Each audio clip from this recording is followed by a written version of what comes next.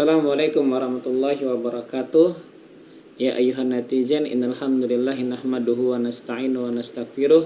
Kali ini saya akan membaca tulisan Lora Muhammad Ismail Al-Khalili, alumni Darul Mustafa Bitarim ya, muridnya Habib Umar. Kayaknya hari ini Kiai Imaduddin kena mental oleh tulisan Kiai Ismail Khalil atau Lora Ismail Khalil. Yang pertama, di sini dikatakan kata beliau, Kiai Imaduddin Usman Al-Bantani menulis kitab pemikiran NU yang judulnya kitabnya Al-Fiqh An-Nahdiyah. Saya sudah punya juga kitabnya. Isinya kopas ya dari situs-situs Wahabi, sebuah catatan seorang pembaca. Jadi Kiai Imaduddin ini dalam kitab-kitab Al-Fiqh An-Nahdiyahnya atau dalam kitab yang lain juga, saya udah baca kitab fikih Hadharah. Lalu pokoknya tentang kebangsaan, tentang fikih itu kitabnya ada sekelumit ya, di fikih Hadharah pun banyak yang copy paste dari Google. Nah, kitab Al-Fiqh An-Nahdiyah juga ya, ternyata kitab ini juga banyak yang di copy paste dari situs-situs Wahabi nih. Ini yang sangat mengerikan. Padahal Al-Fiqh An-Nahdiyah kan pemikiran Nahdiyah gitu, NU gitu. Oke, saya akan bacakan tulisan Kiai Muhammad Ismail Al-Khalil. Saat catatan ini ditulis, saya sudah membaca hampir separuh kitab Kiai Imad Al-Fiqh An-Nahdiyah. Sesuai dengan namanya, kitab setebal 273 halaman dan sudah masuk cetakan ketiga. Ini menurut Kiai Imad. Berisi pemikiran-pemikiran ahli sunnah wal jamaah Nahdlatul Ulama. Kitab ini selesai ditulis oleh Kiai Imad pada tahun 1439 Hijriah atau sekitar 5 tahun yang lalu, jauh sebelum beliau viral sebagai pembuat tesis yang menganulir nasab Habib Ba'lawi. Ini Kiai Khalil Ismail ini lembut ya bahasanya, dia nggak pernah ngegas gitu. Nah, kitabnya bisa kalian download di situs bawah ini, kata Kiai Khalil. Kitab ini juga pernah diulas dan direspon positif di situs NU Online Banten. Bisa kalian buka websitenya. Di situs penulis, Hamdan Suhaimi, Wakil Ketua PW GP Ansor Banten mengomentari, sebagai orang awam tentu saya sangat memuji karya Kiai Imaduddin Usman ini karena jarang dikembangkan oleh kiai pesantren. Seandainya bisa saya sejajarkan, mungkin kitab ini sejajar dengan kitab-kitab karya ulama Timur Tengah yang telah menjadi rujukan kita dalam memahami ajaran ilmu Islam yang sempurna dan luas. Ini ungkap Kiai Hamdan Suhaimi ya. Bagi pembaca awam khususnya, jika ia termasuk muhibbin Kiai Imad, kata penulis di atas, kitab ini memang akan terlihat sangat keren, mengagumkan. Bayangkan seorang ulama Nusantara dari Kresek, Banten bisa menulis kitab setebal 273 halaman dengan berbahasa Arab yang sangat lugas dan ilmiah. Para pembaca pasti akan berdecak kagum. Wow gitu kan. Saya juga awalnya kagum sih, cuman kok saya teliti pelan-pelan ya. Sebelum Kiai Khalil menulis, saya udah pernah neliti sedikit-sedikit kok rada-rada aneh gitu. Ini bisa kalian buka kitab fikih Hadharah juga ya. Fikih Hadharah itu banyak sekali plagiatnya Kiai Imad dari internet. Kok ada sisi Kiai alim itu nggak kalah sama ulama-ulama Arab di sana. Tapi sayangnya saya bukan pengagum berat Kiai Imad, kata Lora Ismail. Saya membaca kitab ini karena murni penasaran dan pengen tahu seperti apa sih kualitas kealiman seorang Kiai Imad yang sedang dieluh-eluhkan para muhibbinnya itu. Hasilnya setelah membaca sampai 126, saya menemukan suatu fakta yang sangat membengongkan kalau gitu ya. Banyak dari isi pemikiran NU karya Kiai Imad ini beliau kopas dari situs-situs Wahabi tanpa menyebutkan sumbernya. Believe it or not, percaya atau tidak, berikut adalah data-data yang berhasil saya kumpulkan. Kemungkinan besar akan bertambah kalau saya sudah hatam membaca kitab Kiai Imad ini. Di halaman 40 sampai 41 ketika membahas tentang bilangan jamaah sholat Jumat, saya sudah mulai merasa aneh ketika di situ Kiai Imad juga mencantumkan pendapat Ibnu Taimiyah, padahal katanya ini pemikiran NU di Al-Mas'alatul Ula fi Adadil Jum'ah, ya bilangan sholat Jumat. Nanti sampai bisa kalian baca kitabnya.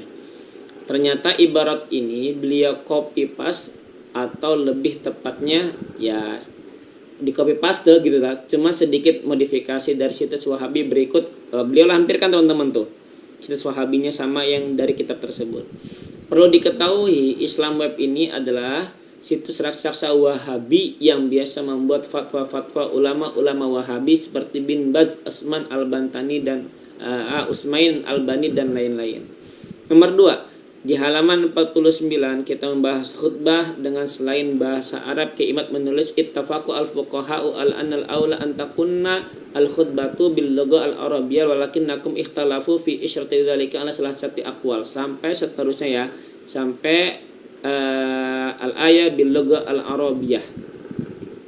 Ibarat ini ternyata juga Kiai Imad kopas gitu.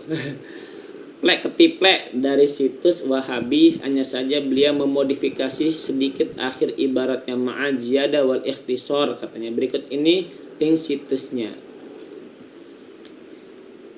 Islamka info atau al-islamu su'alun wa jawabun ini juga merupakan situs terkenal Wahabi milik Syekh Muhammad Shaleh Al-Munajjid, seorang ulama Wahabi santri dari Syekh bin Baz, Syekh Usmain, Syekh Albani, kemudian dan lain-lainnya ya, dalam pemikiran masalah yang di copy paste oleh Kiai Imad. Al-Fikra An-Najdiyah katanya. Apa Al-Fikra An-Najdiyah, pemikiran Najd, kata Lora Ismail. Nomor 3, di halaman 59 ketika membahas tentang jual beli kredit, bai'ut taqsid, lagi dan lagi Kiai Imad kopas redaksi dari situs Wahabi nya, infonya bisa kalian lihat ya. Nanti bisa kalian lihat ini redaksi yang di kitab Kiai Imad Al-Mas'alatul Ula fi bai'it taqsid bla bla bla bla, terus sampai redaksi aslinya, sampai ada websitenya di sini. Copy paste juga gitu kan. Di halaman 116 ketika membahas hukum menikah melalui telepon, Kiai Imad menuliskan Al-Mas'alatus Saniyah aqdun nikah bil hatib. Lagi-lagi dan lagi ternyata ibarat ini Kiai Imad kopas lagi dari situs Islam Ko, infonya juga bisa kalian lihat di sini. Hanya saja cerdiknya Kiai Imad di sini, sumber-sumber fatwa itu beliau hilangkan karena akan jelas menampakkan kewahabian mereka. Coba perhatikan fatwa di atas bersumber dari Al-Lajnah Ad-Daimah yang bisa dibilang mu'inya Wahabi, juga dari Syekh Abdul Aziz bin Baz. Kelima, di halaman 125 membahas tentang poligami. Maaf pecinta Kiai Imad wajib baca ini. Saya agak mengerutkan dahi gitu ketika dengan gagahnya Kiai berkata bahwa poligami adalah sebuah amal yang besar, pahala dan manfaatnya bagi suami istri. Inna ta'adduda zaujah fadluhu azimun li zaujah wa zaujah wa ajruhu kabir. Buset. Saya curiga kok ada bau-bau Wahabi di sini ya, kata Lora Ismail. Ternyata betul di halaman 126 ketika menjelaskan keutamaan istri pertama yang bersedia untuk dimadu, Kiai Imad menuliskan faslun az-zaujah al-ula. Terus sampai bawah sampai la yudi'u ajrul muhsinin ya. Dan sekali lagi demi menguatkan pendapatnya yang sangat menganjurkan poligami itu, Kiai Imad ternyata juga mengkopas ibarat itu dari situs Wahabi. Lagi-lagi gimana nih ibu-ibu, kata Lora Ismail. Sementara ini saya hanya menemukan satu ibarat yang beliau kopas dari situs Aswaja, sekali lagi tanpa mencantumkan sumber, yaitu di halaman 25 ketika membahas tentang lafadz Sayyidina di tasahud, beliau mengkopas dari situs Darul Ifta Jordania berikut ini. Oke. Membaca semua data di atas, saya hanya bisa geleng-geleng dan berdecak tidak kagum. Kok bisa-bisanya Kiai Imad yang merupakan anggota LBM PBNU menulis kitab yang mengatasnamakan NU tapi isinya diambil secara diam-diam dari situs Wahabi? GBT, gak bahaya tak gitu. Saya harap ada keseriusan dari pihak PBNU, khususnya LBNU, untuk meneliti lebih dalam lagi kitab karya anggotanya ini. Kalau perlu tarik ia dari pasaran, karena ini bukan perkara receh dan remeh. Ini kasus serius kitab ini semenjak terbit. Cukup laris di kalangan bakul kitab pesantren. Apalagi Kiai Imad sekarang sudah menjadi kiai viral dengan ribuan pendukung fanatik dan militan dari seluruh penjuru Indonesia. Bagaimana jadinya jika kitab yang disusupi banyak fatwa-fatwa Wahabi ini dikaji atau bahkan dijadikan kurikulum di pesantren-pesantren muhibbin? Kiai Imad yang notabene adalah pesantren-pesantren NU, apalagi sekarang Kiai Imad sudah berfatwa untuk meninggalkan kitab-kitab karya ulama Ba'lawi. Astagfirullah. Aduh, gimana jadinya kalau tanpa disadari santri-santri mereka malah nyasar sanad keilmuannya kepada ulama-ulama Wahabi seperti Syekh bin Baz, Utsmain, dan Albani. Saya sendiri tidak menuduh Kiai Imad sebagai penyusup Wahabi dalam tubuh NU. Saya tetap meyakini beliau sebagai Kiai NU dan bagian dari warga Nahdliyin. Respek saya ketika beliau menyebut ulama kami Syekhuna Khalil Bangkalan dalam tesis versi kitabnya sebagai Syekhul Masyayikh Al-Arif Billah.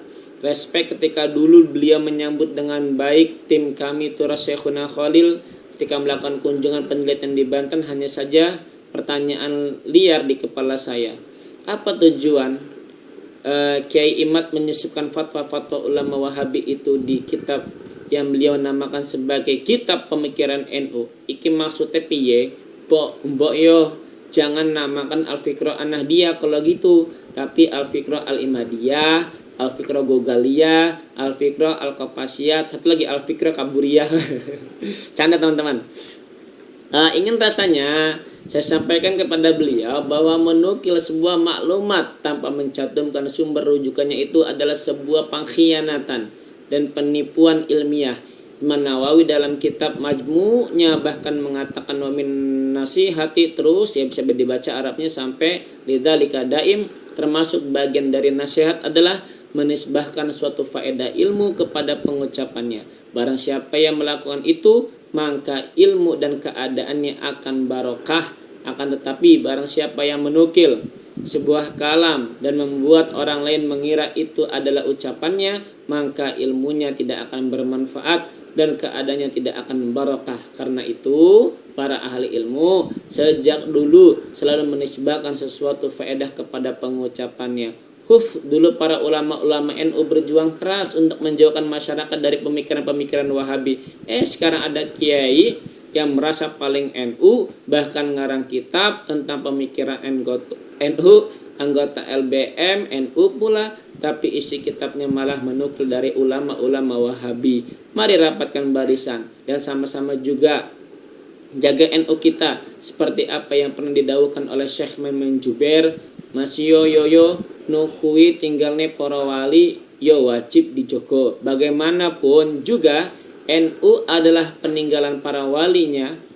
Para wali ya wajib dijaga. Sekali lagi, untuk seterusnya dan untuk sekian kalinya kita memang tidak harus berpikiran sama, tapi mari kita sama-sama berpikir. Oke, terima kasih. Ini kitabnya. Allah Karim. Semoga Allah mengampunkan dosa-dosa kita semua. Saya berharap ya udahlah, akhiri pertikaian ini, akhiri saling ngejek dan mengejek. Akhir kalam. Assalamualaikum warahmatullahi wabarakatuh.